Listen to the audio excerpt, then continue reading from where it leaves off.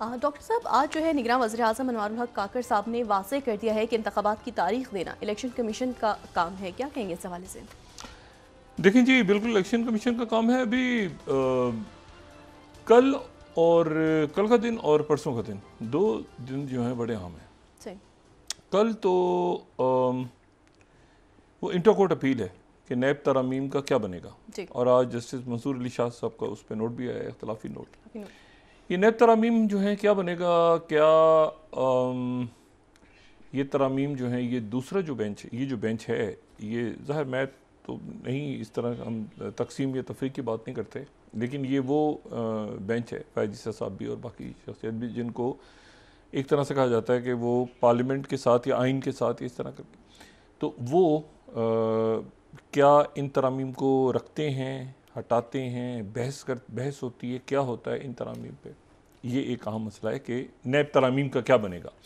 और अगर ये तरामीम जो हैं सारी यानी इनको वो ख़त्म कर गए थे, उमर अता बंदयाल साहब इन तरामीम को ख़त्म कर गए थे।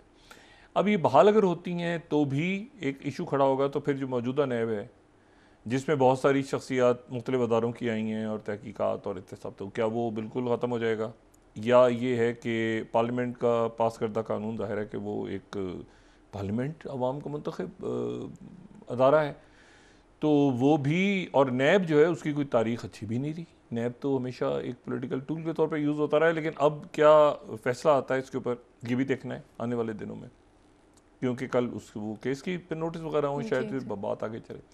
और उसके बाद अगला जो रोज़ है वो फैज़ाबाद धरने की अमल दरामद रिपोर्ट है जी। अच्छा, अमल दरामद रिपोर्ट पे हुकूमत की तरफ से कहा गया था कि हमें 2 महीने दे दें। उन्होंने कहा 2 महीने नहीं, आपको 1 महीने देंगे, उनका फैसला तो हो चुका है, उसके अमल दरामद करके बताएंगे क्या बना, अमल दरामद किया नहीं किया उस फैसले पे।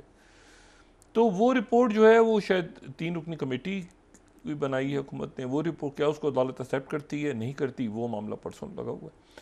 तो ये 1-2 रोज़ में और अभी नवंबर के महीने में काफ़ी कुछ अदालतों से और बाकी जो हालात मुल्क में, और ये क्लैरिटी आएगी कितने जो गैर कानूनी तौर पे मुकीम अफ़गान हैं वो मुल्क से जाते हैं, कितने उनके मरहलावार जा रहे हैं, तारीख तो ख़त्म हो जाएगी कल, उसके बाद क्या सूरत हाल बनेगी, तो वो ये सारा कुछ जो है वो ये क्लैरिटी के साथ सामने आएगा नवंबर के महीने में। अच्छा, इसमें 2-3 बातें जो हैं वो बड़ी इम्पॉर्टेंट हैं, और वो ये है कि जो भी कुछ हो रहा है दुनिया में, तेल की कीमत कम हो गई है। ये जो एक ख़तरा था कि तेल की कीमत बढ़ेगी, मशरिक़ वस्ता के हालात और पूरी दुनिया अब जिस लपेटे में आ रही है, तो उसमें ये तेल की कीमतें जो हैं ये कम हुई हैं 24-48 घंटों में।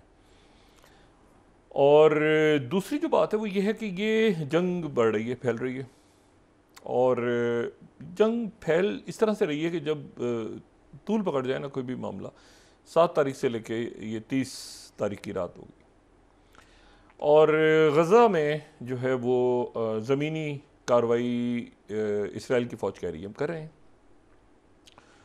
और जो हमास हैं उनका कहना ये है कि उन्होंने भी एक वीडियो रिलीज़ की है थोड़ी देर पहले, 3 ख़वातीन जो यरगमाली हैं उनके पास उनकी वीडियो जारी हुई है, और वो कुछ देर में आ जाएगी मीडिया पे, और उसमें जो है वो ख़वातीन कह रही हैं कि हमें रिहाई दिलवाई जाए, तो वो नेतन्याहू से और प्रेसिडेंट बाइडन से और बाकी दुनिया से मुतालबा कर रहे हैं। अच्छा, ये अब इसमें 24-48 घंटों में हमास ये कह रही है कि कुछ भी नहीं हुआ हमारा नुकसान, और इसराइल जो है वो उसकी फ़ौज आई है और वो धुन रखा बहुत है, लेकिन हुआ कुछ भी नहीं है, हमारा कोई नुकसान अभी तक नहीं हुआ किसी भी किस्म का। और ये जो इसराइल की फ़ौज है वो गज़ा शहर के ऊपर अब वहाँ पे पेशकदमी कर रही है। बॉम्बिंग तो जितनी हो सकती थी उन्होंने कर दी, लेकिन बॉम्बिंग के नतीजे, बमबारी के नतीजे में कुछ 8,500 के लगभग शहादतें हो चुकी हैं, और इन 8,500 में अक्सरियत बच्चों की है। बच्चे ज़्यादा बड़ी तादाद में इसमें जो है वो शहीद हुए हैं। और इसमें जो एक नया मामला इसमें है वो ये है कि ये वेस्ट बैंक के अंदर जो यानी जो फ़लस्तीनी इलाके हैं, ज़ाहिर है कि वो अगर हम नक्शा देखें तो 2 तरफ है ना, एक तो है गज़ा की पट्टी और एक है मगरबी किनारा या वेस्ट बैंक, जहाँ पे फ़लस्तीनी अथॉरिटी है जी। इसको वेस्ट बैंक इसलिए कहते हैं, इसको मगरबी किनारा या वेस्ट बैंक इसलिए कहते हैं कि ये दरियाए उर्दन के मगरब में, तो दरियाए उर्दन के मगरब में होने की वजह से इसको दरियाए उर्दन का मगरबी किनारा कहते हैं। मशरक़ी किनारा उर्दन के अंदर है, मगरबी किनारा दरिया का इधर, तो मगरबी किनारे के नाम से ये जगह जो है ये। और मगरबी किनारा जो है ये मगरबी किनारे में अब वायलेंस बढ़ गया है। 107 लोग फ़लस्तीनी यहाँ पे शहीद हुए हैं जब से ये गज़ा के अंदर, यानी गज़ा में हमास और इसराइल की जब से जंग छिड़ी है। तो ये मगरबी किनारा जो है वेस्ट बैंक, जहाँ पे फ़लस्तीनी अथॉरिटी है, महमूद अब्बास, वहाँ पर 107 शहादतें हो चुकी हैं। अच्छा, ये जो मगरबी किनारा है, पहली बात तो ये ध्यान में रखें कि इसको वेस्ट बैंक इसलिए कहते हैं कि ये जॉर्डन रिवर का वेस्ट बैंक है। दूसरी बात यह है कि इसकी अहमियत मगरबी किनारे की क्या है। इसकी अहमियत यह है कि 1948 में जब ये जंग हुई और इसराइल का क़याम आया, सामने अमल में आया, और फिर उसके बाद अरबों के साथ जंग हुई 48 की, तो उसके बाद ये हुआ कि ये जो है ये यहाँ पे एक शहर जो है वो 2 हिस्सों में तकसीम हो गया, और शहर का नाम यरूशलेम 2 हिस्सों में तकसीम हो गया। उससे पहले वो एक ही शहर था। सही। 2 हिस्सों में इस तरह से तकसीम हो गया कि जो मगरबी किनारा है वहाँ पे मशरिकी यरूशलेम आ गया। सही। मैंने कल ये बात की थी कि कुरान शरीफ में यरूशलेम का नाम मतलब नाम से उसका जिक्र नहीं, और इसकी वजह हम आने वाले दिनों में डिस्कस करेंगे। इसमें बड़ी गहराई है कि अल्लाह ताला ने इस अर्ज़ मुक़द्दस का, जहाँ पे बहुत कुछ होना है और जहाँ पे बहुत कुछ हुआ, जो अंबिया की सरज़मीन है, तो उस जगह का जो नाम है। लेकिन आप ये देखें, कुरान शरीफ की सूरह बनी इसराइल की जो पहली आयत है वो कल रह गई ज़िक्र करने में। पाक है वो ज़ात जो ले गई अपने बंदे रसूल अल्लाह सल्लल्लाहु अलैहि वसल्लम को रातों रात मस्जिद आराम से मस्जिद अक्सा तक, जिसके गिरदो नवाह को हमने बरकत दी ताकि उसे अपनी कुछ निशानियां दिखाएं। बेशक अल्लाह सब सुनने और देखने वाला है। तो यरूशलेम का जिक्र नहीं है, मस्जिद अक्सा का जिक्र है। अच्छा, तो यरूशलेम जो है यहाँ पर बहुत कुछ हुआ और बहुत कुछ होना है। तो यरूशलेम यहाँ अब झगड़े शुरू हो गए हैं मगरबी किनारे। अच्छा, मगरबी किनारा जो है वो मगरबी किनारे में मशरिकी यरूशलेम है। मगरबी किनारा मशरिकी यरूशलेम 2 हिस्सों में तकसीम, और मशरिकी यरूशलेम है। सही। मशरिकी यरूशलेम जो है, अच्छा पहले तो मगरबी किनारा 3 हिस्सों में तकसीम कर दिया गया। ये ओस्लो के जो माहदे हुए तो उसके नतीजे में वो ABC, ठीक है, ए जो है वो छोटा सा इलाका है, और वो जो है वो ए का इलाका जो है वो फ़लस्तीनी अथॉरिटी के पास है।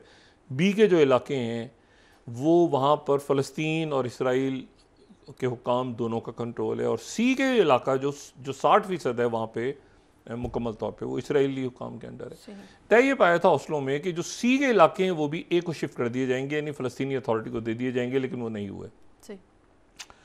और बल्कि ए के इलाके जो थे, ए और बी के इलाकों में वहाँ पर इसराइली यहूदी आबादकार आ गए और बस गए आगे। अच्छा, अब ये जो मशरिकी यरूशलेम यहाँ पर अब शुरू हो गया है, यानी मशरिकी यरूशलेम और मगरबी किनारे में झगड़े शुरू हो गए शुरू। और मैं यहाँ पे 4थी स्लाइड एसोसिएटेड प्रेस को मैं कोट कर रहा हूँ कि इसराइली सेटलर शुरू वहाँ पे क्या हुआ कि वहाँ पे सेटलर ने एक फ़लस्तीनी को वो सिर्फ वहाँ पे जैतून के दरख्त लगा रहा था, तो उसको वहाँ पे मार दिया। उसकी फैमिली भी साथ थी, वो शदीद ज़ख्मी हो गई और वहाँ पे उसको मारा। उसके बाद ही हंगामे शुरू हो गए। शिन बेत जो कि इंटरनल सिक्योरिटी का अदारा है इसराइल का, वो टाइम्स ऑफ इसराइल में 5वीं स्लाइड वो कह रहा है कि warn settler violence could cause West Bank eruption. किसी भी वक्त वेस्ट बैंक जो है वो एरप्ट, यानी वो वहाँ पर ये बड़े पैमाने पे तसादुम शुरू हो सकता है। वेस्ट बैंक में तसादुम शुरू होगा तो इसकी जॉर्डन सकिन हो जाएगा, इसमें ये ध्यान में रखें। उर्दन इसके साथ, क्योंकि उर्दन के साथ सरहद है, तो उर्दन जो है वो बड़ी तादाद में वहाँ से जो फ़लस्तीनी उर्दन में मौजूद हैं वो इसमें इन्वॉल्व हो जाएंगे। लेकिन मैं जो बात कह रहा था वो ये मगरबी किनारे की बात, ये तो इसका हो गया ना एडमिनिस्ट्रेटिव पहलू। इसका जो दूसरा अहम बात है वो ये है कि इसमें मशरिकी यरूशलेम है। अच्छा, मशरिकी यरूशलेम जो है उसकी अहमियत क्या है? उसके भी आगे 4 हिस्से हैं। एक तो यरूशलेम के 3 एडमिनिस्ट्रेटिव हिस्से हैं, ABC, और फिर तारीखी तौर पे ऑटोमन्स के दौर से जब ये यहाँ पे सल्तनत उस्मानिया थी, उस दौर में इस पूरे शहर को, इस पूरे इलाके को 4 हिस्सों में तकसीम कर दिया गया था। यानी 4 मोहल्ले बन गए थे, आप समझ लें। ये 4 आप, हाँ, मोहल्ले, यानी उनमें कोई ऐसा नहीं था कि एक मोहल्ले से दूसरे में नहीं जा सकते या कोई लड़ाइयाँ हो रही थी, नहीं। वो 4 जगहों पे 4 किस्म के मज़ाहिब के लोग जो है ये वो आके आबाद हो गए थे, और वहाँ पर उनके मोहल्ले बन गए थे, और अभी भी वो उसी तरह से हैं। अगर आप यरूशलेम में जाएंगे तो उसी तरह से मोहल्ले बने हुए हैं। तो एक जो मोहल्ला कह लें या उसको जो भी नाम देंगे, 4 हैं तो उसको कॉर्डेंट का नाम, तो एक जो है वो क्रिश्चियन है मोहल्ला 4 में से, एक जो है वो मुसलमानों का है, एक आर्मीनियंस का क्वार्टर है, एक यहूदियों का, और 5वां जो है वो उनमें से किसी का नहीं है। और 5वां वो है, अगर हम इस मैप को देखें इसमें, तो एक क्रिश्चियन, मुस्लिम, जूइश और आर्मीनियन, 4 तो ये नजर आ गए, ठीक है। और ये जो क्रिश्चियन ज़ाहिर है उनका उसमें होली चर्च बना हुआ है, होली चर्च वगैरह, ठीक है। लेकिन जो 5वां है वो है असल, और वो मगरबी किनारे। वो 5वां किसी क्वाड्रेंट का हिस्सा नहीं है, वो अलग है, और ये वो है जहां पे मस्जिद अक्सा है और जहां पे टेम्पल माउंट है। ये पुराना यरूशलेम, इसको ओल्ड सिटी कहते हैं, ओल्ड सिटी, ठीक है।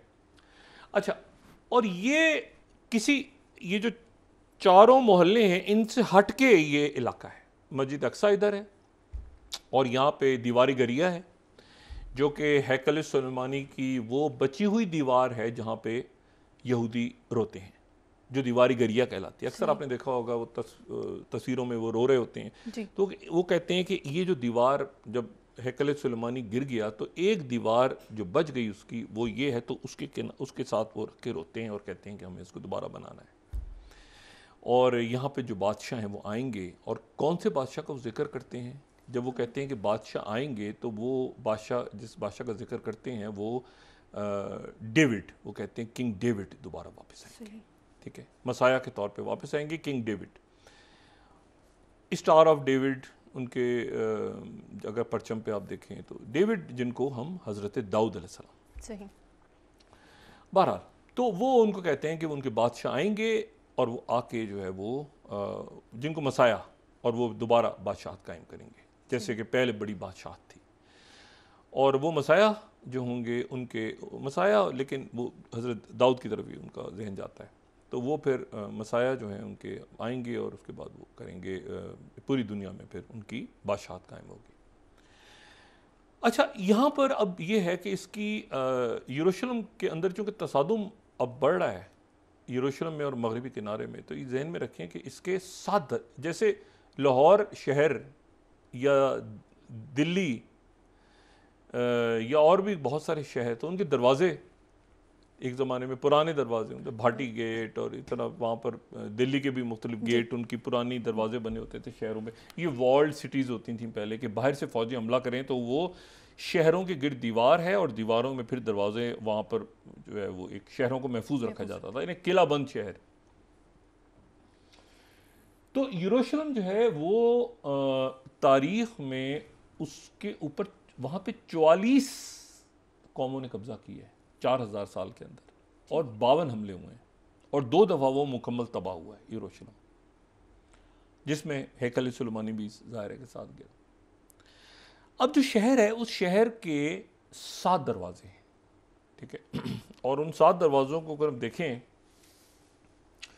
तो उसमें गेट ऑफ डार्कनेस है, आयरन गेट है, काउंसिल गेट है, चेन गेट है। अच्छा, जो पुराना शहर वो बताते हैं ना, कुछ छोटे दरवाजे हैं, कुछ बड़े दरवाजे हैं, तो इसमें एक अगर मुख्तलिफ जो लोग वहाँ जाते हैं तो वो उनको मुख्तलिफ बात बताई जाती है।